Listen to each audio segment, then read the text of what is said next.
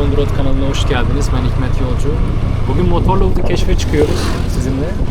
Bu bölümde çok fazla konuşmayacağım. Amacım size manzarayı ve deneyimi kişisel bakış açısından doğrudan yaşatmak. Keyifli seyirler diliyorum.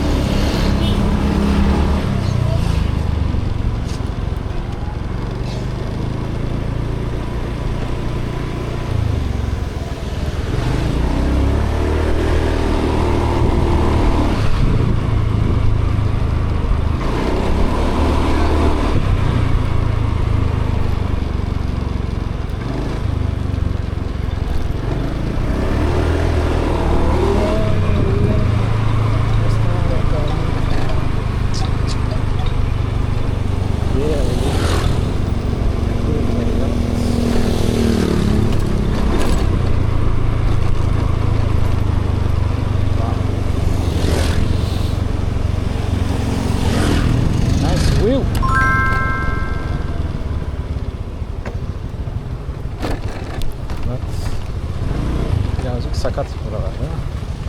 Hops.